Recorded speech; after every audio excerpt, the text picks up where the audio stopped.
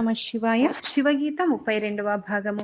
పరమేశ్వరుడు శ్రీరాముడు మధ్య జరిగిన జ్ఞాన సంవాదము, జీవస్వరూప నిరూపణము. ఈ లింగ శరీరము పాపపుణ్యములను అనుభవించుటకై దేహమునందు చిన్నదిగా నిడిమి ఉండును.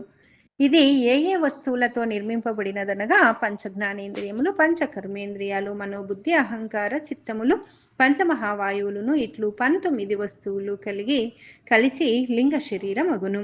ఆ లింగ దేహమునందు అజ్ఞాన సంపర్కమున్నవాడై భగవంతుని ఆత్మ ప్రతిబింబమైన చైతన్యమును పొంది క్షత్రజ్ఞుడనియు పురుషుడని గాని వ్యవహారిక జీవుడగు పరమాత్ముడు ఉండును. అతడే అనాదియగు పుణ్యపాపముల ఫలభోక్తయగును. ఇహపరముల గతియు జాగ్రత్తాద్యవస్థల భోక్తృత్వము ఆయనకే చెందును. అంతఃకరణ దోషములతో ఆత్మదోషిగా కనబడును. అద్దము మలినముగా నుండిన ఎడల మన ముఖాలు కూడా మలినముగా అగుపడుచున్నవి కదా. ఆత్మాంతఃకరణము యొక్క అన్యోన్యతముగా తదాత్మ్యాధ్యాసవశమున నైక్యాభిమానముతో పరమాత్ముడు కూడా దుఃఖమునే అనుభవించుచున్న వాడి వైపు ఉండును. కాని అది నిజమైనది కాదు. ఎడారిలో ఎండమావులు భూమి యందు నీరు వలె భాషించును.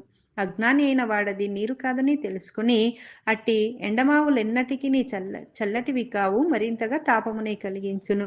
మూర్ఖులకు నిర్లపుడైన ఆత్మ తన అజ్ఞాన మూలకమైన ఆత్మదోషము వలన కర్తృత్వాధిక ధర్మముల కలవాడి వలె గోచరించును. అందులోనూ అన్నాత్మకమగు స్థూల శరీరములో నఖశిఖ పర్యంతము వ్యాపించి జీవుడు హృదయమందుండును. దత్తచిత్తుడ నయాలికింపునే చెప్పే విషయమును నాభికి పైన కంఠమునకు దిగువ పురీతన్నామకమైన మాంసిండమొకటి కలదు. అది సదా ప్రకాశించుచుండును. అట్టి మాంసపిండము మధ్యన క్రింద ముఖము గలదై కాడతో కూడి కమలము పగిది హృదయముండును. ఆ దానిలోనొక సూక్ష్మముగు ఉత్తమమైన రంధ్రము ఉండును. అది ప్రాణమునకు అంటే జీవునికి నివాస స్థానము. దీనినే దరహాకాశ అంటారు. వెంట్రుక యొక్క కొస భాగమున 100 భాగములుగా చేసి అందునొక భాగమును మరో 100 భాగములు చేసిన అందొక దాని అంశ పరిమాణము కలిగి జీవుడుండును. అట్టి జీవుడే అనంతుడ పరిచ్ఛిన్నుడని అందురు.